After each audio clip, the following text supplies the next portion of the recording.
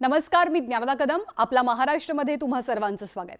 बुलेटिनची सुरुवात आपण राष्ट्रवादी काँग्रेसशी संबंधित बातमीनं करणार आहोत, कारण आज राष्ट्रवादी काँग्रेसचा वर्धापन दिन पार पडला. अर्थातच 2 कार्यक्रम झाले. पण राष्ट्रवादी काँग्रेस पक्षाच्या वर्धापन दिनाच्या पूर्वसंध्येला सुप्रिया सुळेंनी व्हॉट्सअॅपवरती एक स्टेटस शेअर केलं, जे स्टेटस कमालीचं चर्चेत आलं. त्यावरनं सुप्रिया सुळेंना नेमकं काय सहन करावं लागतंय, अशी चर्चा राजकीय वर्तुळात रंगली.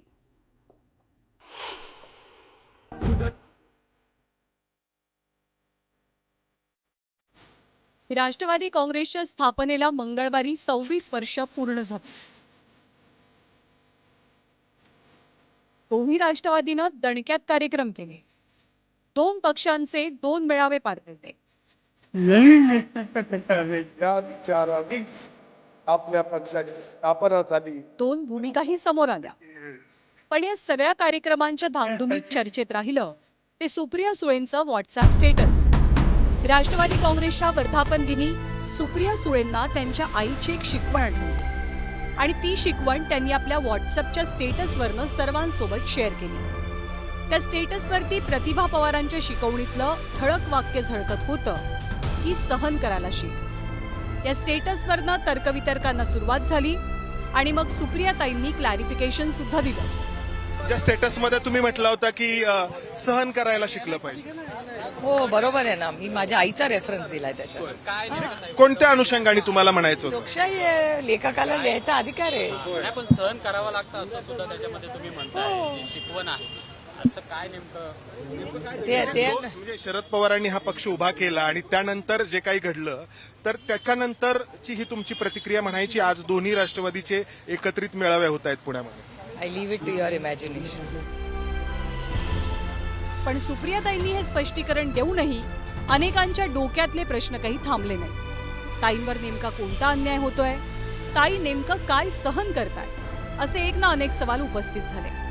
प्रत्येक जण आपापल्या परीनं या स्टेटसला डिकोड करण्याचा प्रयत्न करू लागला, कारण ताईंच्या स्टेटसमध्ये भावनांपेक्षा टायमिंगचं महत्त्व जास्त होतं.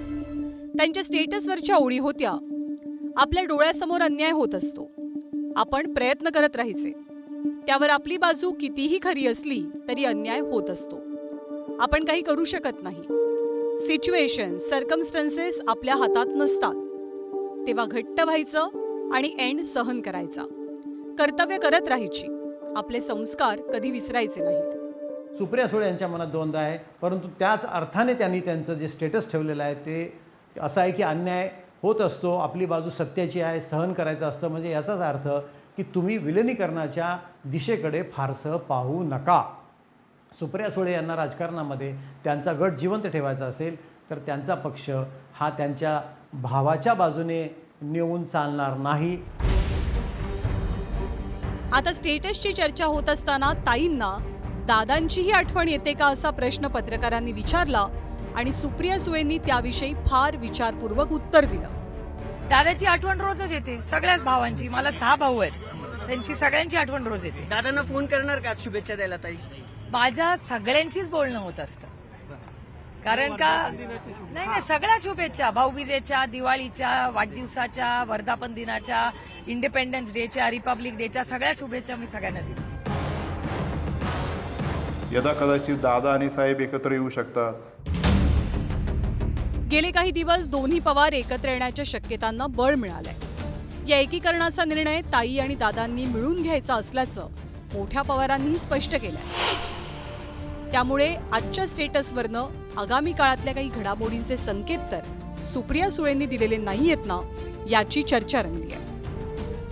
Bureau report, news 18 Lokmat.